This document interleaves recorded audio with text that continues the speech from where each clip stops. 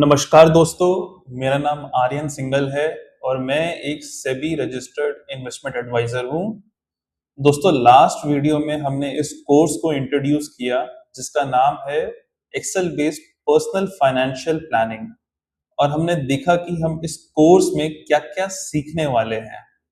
इस कोर्स का एजेंडा ये है कि कोर्स के एंड तक हर एक सीरियस व्यूअर और डूअर जो भी अपनी फाइनेंशियल प्लानिंग को लेके क्रिटिकल एंड सीरियस है, वो अपनी फाइनेंशियल प्लानिंग कर पाए और अपनी फाइनेंशियल प्लानिंग के 3 सवालों के जवाबों को भी ढूंढ पाए। पहला सवाल, मुझे फ्यूचर में कितना पैसा चाहिए? How much money do I require in the future? मुझे पैसा कब चाहिए? When do I require that money? और आज से मैं क्या करूं कि वो फ्यूचर तक मैं पहुंच सकूं? So what to do now? तो आज के इस वीडियो में हम सीखेंगे future value of a single cash flow. मतलब कि मुझे अगर ये पता चल जाए जो मैंने पैसा सेव करके इन्वेस्ट किया है, तो उसकी फ्यूचर में क्या वैल्यू होगी। सो हम इस कॉन्सेप्ट से अपनी इनकम, अपने एक्सपेंसेस, अपनी जो हमने सेविंग्स करके इन्वेस्ट किया है प्रोडक्टिव एसेट्स में, तो उसकी फ्यूचर में क्या वैल्यू होगी। तो चलिए मैं आपको अपनी स्क्रीन पर लेके चलता हूं और हम इस टॉपिक को इंट्रोड्यूस करते हैं। तो चलिए दोस्तों, अब हम अपनी स्क्रीन पर आ गए हैं और हम इस टॉपिक को इंट्रोड्यूस करते हैं जिसका नाम है future value of a single cash flow. तो अगर मेरे को पता चल जाए कि मैं सपोज 2026 में खड़ा हूं और मेरे को निकालनी है कि मेरी फ्यूचर में 10 years from now for example कितनी वैल्यू होगी, तो मैं उसको with the concept of future value I can calculate it easily. So it is money deposited in a bank or stocks in 2026 will be of what value in 2036? दोस्तों, इसमें याद रखिए कि हम ये जो टॉपिक के बारे में बात कर रहे हैं, हम इसमें लंप सम की बात कर रहे हैं कि हम one point at a time जब पैसा इन्वेस्ट कर रहे हैं, तो तभी इस टॉपिक का नाम है future value of a single cash flow. मतलब कि मैंने पैसा एक बार लगाया, ना कि हर महीने, हर साल, हर क्वार्टर, ऐसा कुछ नहीं। इसको हम नेक्स्ट टॉपिक में सीखेंगे जब हम पीएमटी का टॉपिक इंट्रोड्यूस करेंगे। बट अभी के लिए हम इसमें बात कर रहे हैं कि जब हम पैसा सिंगल लमसम पैसा लगाते हैं तो उसकी फ्यूचर में क्या वैल्यू होगी। So money deposited in bank and stocks or stocks in 2026 will be of what value in 2036? Note, there is no recurring payment are made. So a formal definition, इसकी एक formal definition बोले तो हम future value is equal to value of money at some point in time in future. तो अब मैं इसमें दो कॉन्सेप्ट्स को इंट्रोड्यूस करता हूं जिसका नाम है, पहले तो टाइमलाइन। तो मैं अपनी एक शीट पे जाके कॉन्सेप्ट को इंट्रोड्यूस करता हूं। तो सबसे पहले हम बात करेंगे टाइम लाइन, और दूसरी इसमें ही टाइम लाइन के साथ साथ हम बात करेंगे फ्यूचर वैल्यू, जिसको हम शॉर्ट फॉर्म में एफ वी बोलते हैं। तो टाइम लाइन एक बहुत ही इजी कॉन्सेप्ट है। टाइम लाइन का मतलब है कि हम अपनी टाइम लाइन बना लेते हैं, एक एक्सिस जिसमें हम अपने डिफरेंट डिफरेंट टाइम्स को नोट कर लेते हैं। तो सपोज ये t इज इक्वल्स टू 0, इसका मतलब टुडे और स्टार्टिंग पॉइंट। और t फॉर एग्जाम्पल हम मान लेते हैं t is equal to 1 year from now. तो 1 ईयर, तो दिस इज एंड पॉइंट। तो एक हमारा स्टार्टिंग पॉइंट हो गया स्मॉल टी, एंड एक हमारा कैपिटल टी जो कि हमारा एंड पॉइंट हो गया। एग्जाम्पल के लिए हम यहाँ पे मान लेते हैं कि हम 100 रुपए इन्वेस्ट कर रहे हैं, तो उसकी फ्यूचर में क्या वैल्यू होगी। तो हमने सबसे पहले बात करी टाइम लाइन और दूसरी हमने बात करी फ्यूचर वैल्यू। तो ये एक टाइम लाइन होती है जिसको इजीली हम क्रिएट कर सकते हैं और ये बहुत हेल्पफुल होती है हमारे बॉन्ड वैल्यूएशन के लिए, हमारे इक्विटी वैल्यूएशन के लिए, और बहुत सारे अलग अलग इंस्ट्रूमेंट जैसे कि ऑप्शन प्राइसिंग मॉडल के लिए। बट अभी के लिए हम इसमें फ्यूचर वैल्यू के लिए इसको इंट्रोड्यूस किया है। अब साथ ही साथ हम एक और कॉन्सेप्ट के बारे में बात करते हैं जो कि हमें बचपन में हमने पढ़ा है, विच इज कंपाउंड इंटरेस्ट, जिसको हम हिंदी में बोलते हैं चक्रवृद्धि ब्याज। तो amount is equal to principal 1 + r⁻T। तो सपोज एग्जाम्पल के लिए हम इसमें मान लेते हैं कि हमने 100 रुपए इन्वेस्ट करे और हमने r विच इज 8% उस पर इन्वेस्ट किया, और t मतलब 1 साल के लिए इन्वेस्ट किया। तो उसकी अब हम दोबारा से अगर टाइम लाइन बनाए तो फ्यूचर में t इज इक्वल टू 0 मतलब आज के तारीख में, और t 1 साल बाद उसकी फ्यूचर में क्या वैल्यू होगी।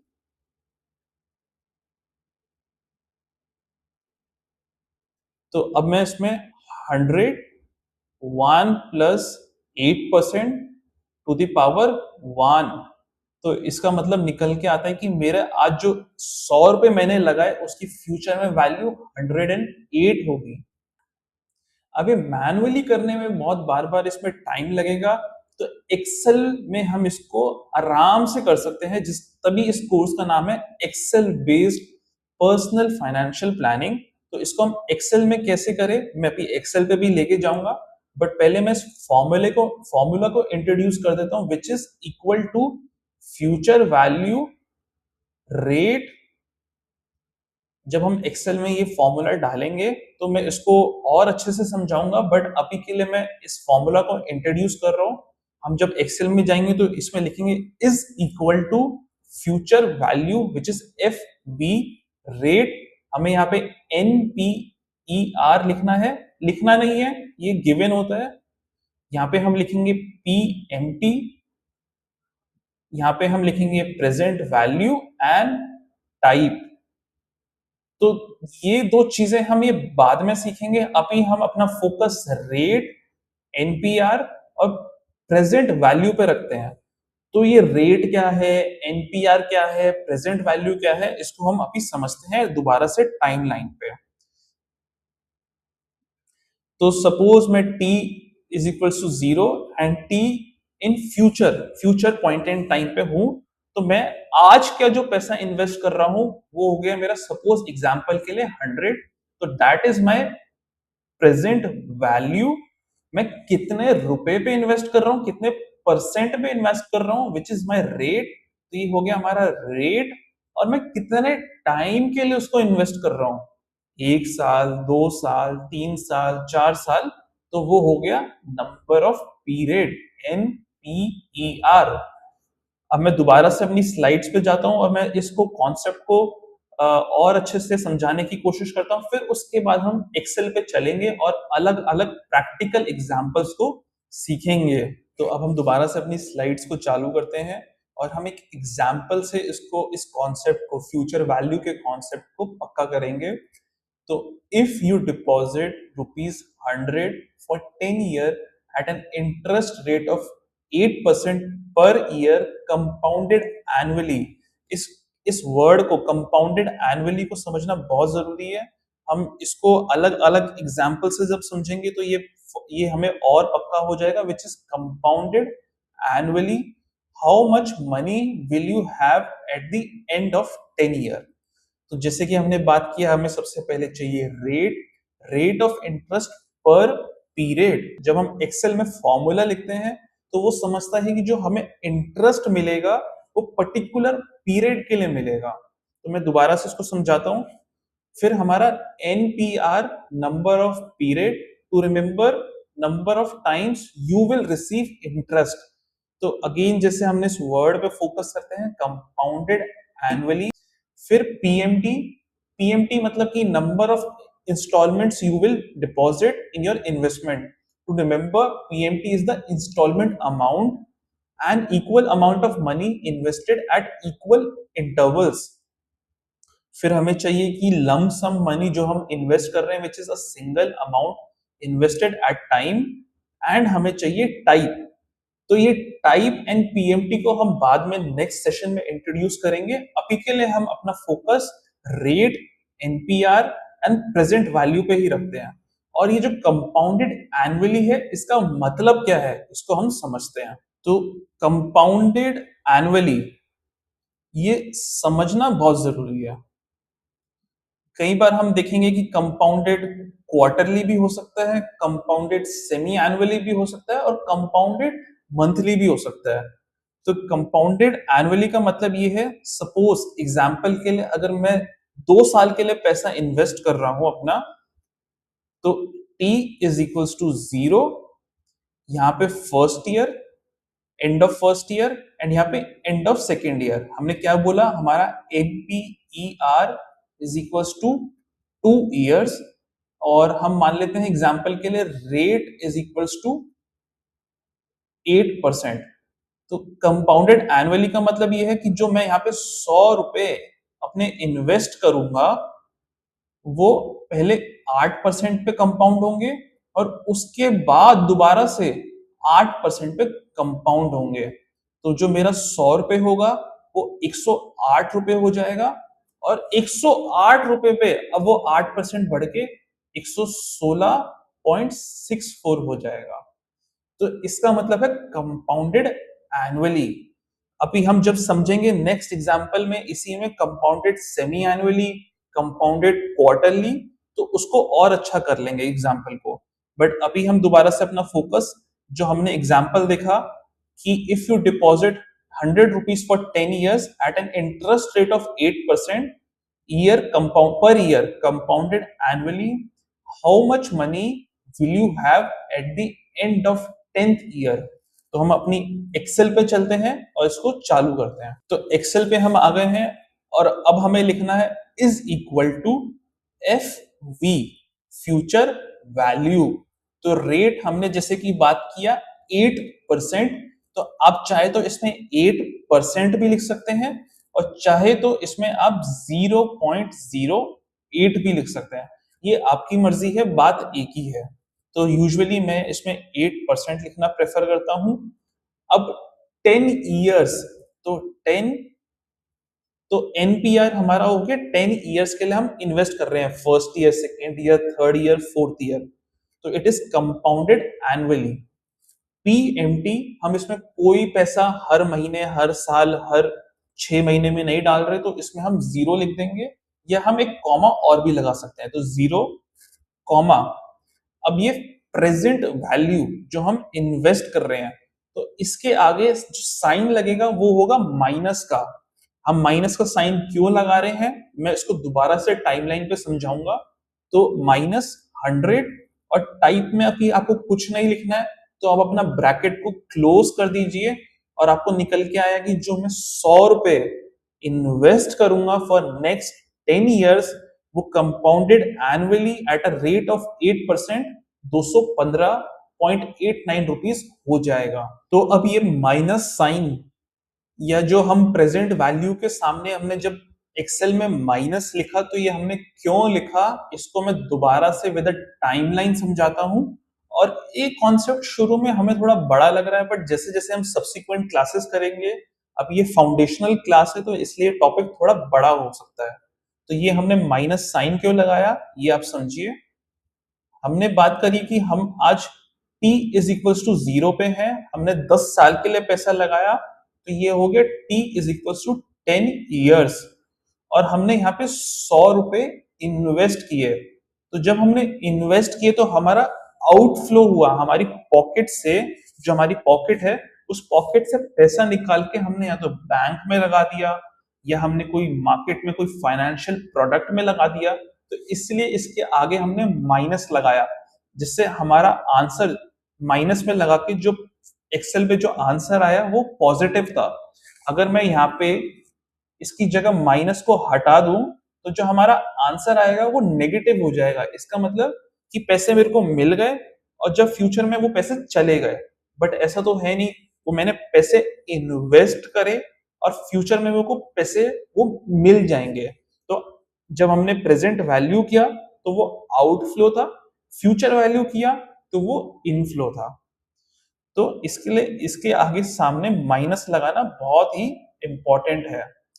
तो हमने अब ये एग्जाम्पल को क्लियर कर लिया जिसमें हमने बात किया कि जो हमारे 100 रुपए थे वो हमने अगले 10 साल के लिए लगाए और compounded annually at a rate of 8%। तो हमारा आंसर निकल के आया अप्रोक्सीमेटली 215 रुपए। तो अब हम नेक्स्ट एग्जाम्पल पे चलते हैं which is 100 rupees invested for 10 years at an interest rate of 8% per year compounded semi annually। तो इसको समझना बहुत ही जरूरी है। So how much money will you have at the end of 10th year. तो मैं दोबारा से अपनी एक टाइमलाइन को ड्रॉ करता हूं और इसको हम समझते हैं। तो अब हम बात कर रहे हैं कंपाउंडेड सेमी एनुअली।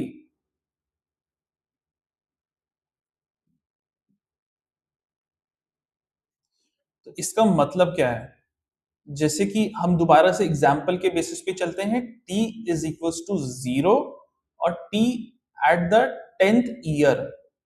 तो अब यहाँ पे हमारा फर्स्ट ईयर हो गया, सेकेंड ईयर हो गया, थर्ड ईयर हो गया, इसी तरह से करते करते 9th ईयर हो गया एंड 10th ईयर हो गया।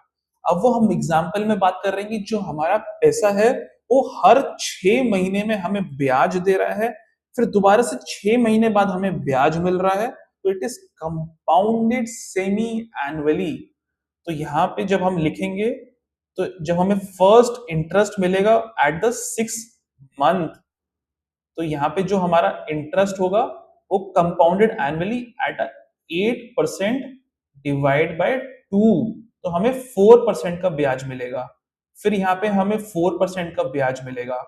फिर हमें 1 ईयर एंड 6 मंथ्स पे, तो यहाँ पे हमें दोबारा से 4% का ब्याज मिलेगा। इसी तरह से करते करते ये 4%, तो ये कंपाउंडेड सेमी एनुअली हो गया। अब ये जो कॉन्सेप्ट है ये फ्रीक्वेंसी के बारे में बात कर रहा है। हमारी जो पहले फ्रीक्वेंसी थी वो कंपाउंडेड एनुअली थी, अब ये बात हो रही है compounded semi annually. Compounded semi annually हर 6 महीने में हमें ब्याज मिलेगा। तो इसको अब कैसे सॉल्व करें एक्सेल पे, हम दोबारा से चलते हैं। तो अब हम दोबारा से अपने एक्सेल पे आ गए हैं।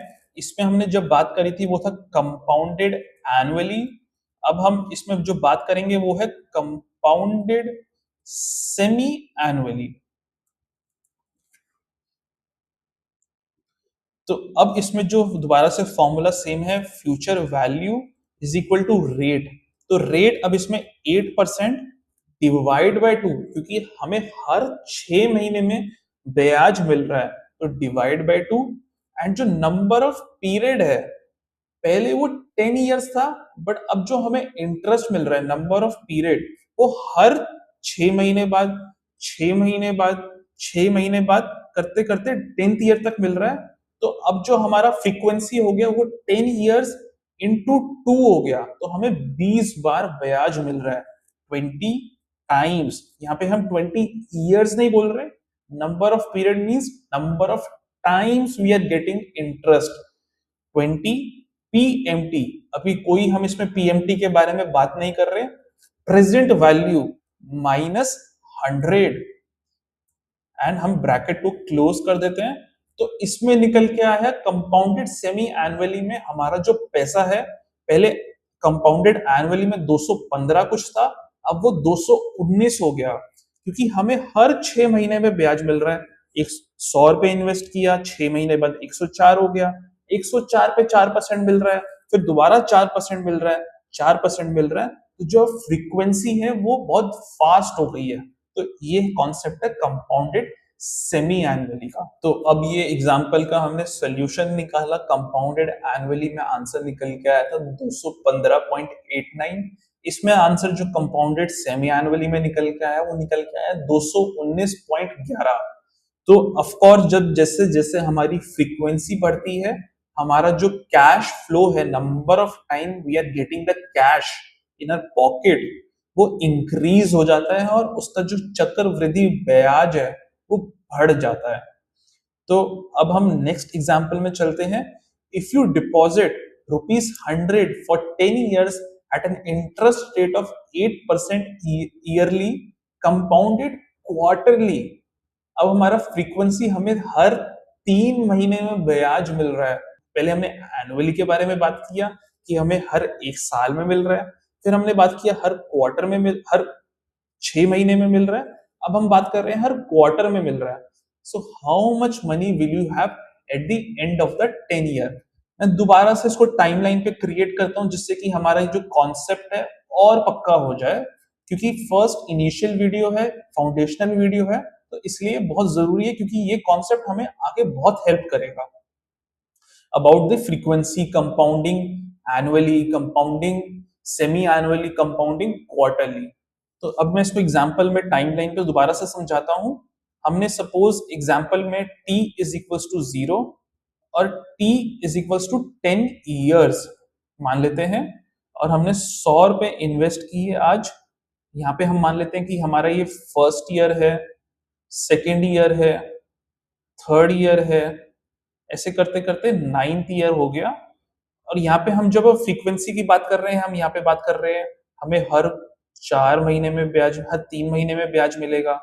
यहाँ पे हमें दूसरे क्वार्टर में ब्याज मिलेगा, हमें यहाँ पे तीसरे क्वार्टर में ब्याज मिलेगा, और फिर फर्स्ट ईयर पे मिलेगा। तो पहले जो हमें 8% अब मिल रहा था वो डिवाइड बाय 4 हो जाएगा, तो मतलब हमें हर क्वार्टर में 2% मिल रहा है। यहाँ पे हमें 2% मिला, यहाँ पे हमें 2% मिला, यहाँ पे हमें 2% मिला, और इसी तरह से हर पीरियड में हमें 2% मिल रहा है। अब जो हमारा नंबर ऑफ टाइम हमें जो पेमेंट रिसीव होगा वो 10 ईयर्स के लिए होगा, बट हमें 1 साल में 4 बार मिल रहा है। तो जो हमारा NPER जो होगा वो 10 इंटू 4 हो जाएगा, विच इज 40। अब मैं दोबारा से इसको एक्सेल पे लेके चलता हूं जिससे कि ये कॉन्सेप्ट और क्लियर हो जाए। अब मैं यहाँ पे लिख लेता हूं कंपाउंडेड क्वार्टरली, और हम अपने फ्यूचर वैल्यू को लिखते हैं रेट इज 8%। अब हमें जो फ्रीक्वेंसी है वो हर क्वार्टर में मिल रहा है, तो डिवाइड बाय 4 PMT। हमें 10 साल के लिए पैसा मिल रहा है, हमें हर 3 महीने में मिल रहा है, साल में 4 बार मिल रहा है, तो इंटू 4। चाहे तो आप 40 भी लिख सकते हैं, ये 10 इंटू 4 मतलब कि 40, वो ऑटोमेटिकली एक्सेल उसको पिक कर लेगा। PMT 0, प्रेजेंट वैल्यू दोबारा से हम इसमें नेगेटिव लिखेंगे क्योंकि हमारी पॉकेट से पैसा आउटफ्लो हो रहा है, जा रहा है, -100, एंड ब्रैकेट को हम क्लोज कर देते हैं। तो निकल के आया कंपाउंडिंग एनुअली में हमें 215 कुछ मिल रहे थे, कंपाउंडेड सेमी एनुअली में हमें 219 मिल रहे थे, कंपाउंडेड क्वार्टरली में हमें 220 रुपए कुछ मिल रहा है। तो जितनी हमारी फ्रीक्वेंसी फास्ट हो जाएगी उतना हमें ज्यादा वेल्थ एक्यूमुलेशन होगा। तो हमने ये क्वार्टरली वाले एग्जाम्पल को क्लियर करा। आई होप आप इस क्वार्टरली, सेमी एनुअली और एनुअली को अच्छे से समझ पाए, क्योंकि ये जो हम आगे रिटायरमेंट प्लानिंग, फाइनेंशियल प्लानिंग, जब हम ये आगे अलग अलग मॉडल्स बनाएंगे तो इसमें ये बहुत ही ज्यादा हेल्पफुल होगा। तो जैसे कि अगर आप ये देखिए, इसका नाम है frequency of compounding, effect of compounding on future value of ₹1। तो जैसे कि हमने बोला 8% पे अगर हमें एनुअली ब्याज मिल रहा है तो वो 1.08 रुपीज हो जाता है हमारा। अगर हमें वो सेमी एनुअली मिल रहा है, मतलब 4% हर 6 मंथ्स में मिल रहा है, तो वो 1.08160 हो जाता है। क्वार्टरली में वो बढ़ के वो 8% हमें अब हर 3 महीने में मिल रहा है, विच इज 2% क्वार्टरली, तो वो 1.08243 हो जाता है। इसी तरह से मंथली, इसी तरह से डेली। जितनी हमारी फ्रीक्वेंसी बढ़ेगी उतना हमारा जो फ्यूचर वैल्यू है वो इंक्रीज हो जाएगा। अब हम अपने फाइनल एग्जाम्पल की तरफ चलते हैं, जो कि बहुत एक इंपॉर्टेंट एग्जाम्पल है, और मैं चाहूंगा कि पहले आप इस एग्जाम्पल को अपनी वीडियो पॉज करके करें, फिर उसके बाद हम इस सॉल्यूशन को करते हैं। तो इसमें हम एक बच्चे की फाइनेंशियल प्लानिंग कर रहे हैं। A child is 1 year old today. I plan to get him enrolled in a B school after 25 years. So the cost of MBA today is 30 lakh rupees. कोई भी आप एमबीए प्रोग्राम इंडिया में अभी पकड़ लीजिए जो कि 2 साल का होता है, उसकी अप्रोक्सीमेट फीस 30 लाख रुपए होती है, हर साल की 15 लाख रुपए होती है। So what will be the cost of MBA after 25 years? Suppose अभी वो बच्चा 1 साल का है, 18 साल तक स्कूल में पढ़ेगा, 4 साल की ग्रेजुएशन करेगा, 22 साल का 2 या 3 साल का वर्क एक्सपीरियंस एक्यूमुलेट करेगा और 25 की उम्र में वो एक एमबीए के लिए एनरोल करेगा। तो जो आज की 30 लाख की कॉस्ट है वो फ्यूचर में क्या हो जाएगी? तो इसमें हमें मिला प्रेजेंट वैल्यू 30 लाख, इसमें हमें मिला नंबर ऑफ पीरियड 25 years, और इसमें हम रेट को क्या लें? तो रेट इसमें हम अज्यूम करेंगे कि जो इन्फ्लेशन है वो 6% से बढ़ रहा है। तो आप पहले इस वीडियो को अब पॉज कर सकते हैं, अपना आंसर निकालिए और वीडियो को रिज्यूम करें, उसके बाद फिर मैं साथ में एक्सेल पे आपको लेके चलता हूं। तो अब हम अपनी एक्सेल पे आ गए हैं दोबारा, हम चाइल्ड की फाइनेंशियल प्लानिंग कर रहे हैं। तो अब हमें क्या क्या हमारे पास गिवन वेरिएबल्स हैं, तो अब हम निकालते हैं। फ्यूचर वैल्यू रेट इज, हम इसमें अज्यूम कर रहे हैं कि जो हमारी इन्फ्लेशन है हर साल, जो हमारी 30 लाख की जो एमबीए है वो 6% महंगी हो जाएगी। जैसे कि हमने बात किया था, हम अपनी इन्वेस्टमेंट्स, अपनी इनकम, अपने एक्सपेंसेस को फ्यूचर के लिए फोरकास्ट कर सकते हैं। तो रेट इज 6%। हम इसमें कंपाउंडेड एनुअली की बात कर रहे हैं, कोई सेमी एनुअली, क्वार्टरली की बात नहीं कर रहे हैं। हम अपनी फ्रीक्वेंसी जो है कंपाउंडेड एनुअली रख रहे हैं 6%। NPR for 25 years। PMT, PMT को अभी हमने इसमें इंट्रोड्यूस नहीं किया, 0। प्रेजेंट वैल्यू, तो जो मेरी आज की एमपीए जो है 30 लाख रुपीस की, मैं यहाँ पे माइनस, आप चाहे तो लगा लीजिए, नहीं लगाना तो कोई बात नहीं। तो मैं इसमें -30 लाख करता हूं और टाइप अभी हमने सीखा नहीं। तो ये आंसर निकल के आया कि जो मेरी आज 30 लाख की एमबीए है फॉर 2 years, तो वो आने वाले 25 सालों में, जब वो बच्चा 1 साल से 25 साल का हो जाएगा, 26 साल का हो जाएगा, तो उसकी 30 लाख की एमबीए 1.28 या 29 करोड़ की हो जाएगी। तो चलिए दोस्तों, अब मैंने एक फाइनेंशियल मॉडल भी बनाया है छोटा सा फ्यूचर वैल्यू के ऊपर, वो इसको भी मैं आपको इंट्रोड्यूस कर देता हूं, और इसकी जो एक्सेल फाइल है वो मैं ड्राइव पे अपलोड कर दूंगा और उसका लिंक मैं आपको जरूर दूंगा। तो यहाँ पे हम चलते हैं फ्यूचर वैल्यू। अब हमने इसमें, मैंने रेडीमेड एक्सेल बना के रखा है जिसमें कि हम अपनी frequency, number of period, number of rate पर पीरियड, पीएमटी अगर हम डालेंगे तो हमारी फ्यूचर में वैल्यू निकल के आ जाएगी। तो एग्जांपल के लिए फ्रीक्वेंसी अभी हम मान के चलते हैं कि हमें कंपाउंडेड एनुअली है, तो हम इसमें 1 लिखेंगे। कंपाउंडेड सेमी एनुअली होगा तो 2 लिखेंगे, क्योंकि हर 6 महीने में हमें मिल रहा है, साल में 2 बार मिल रहा है।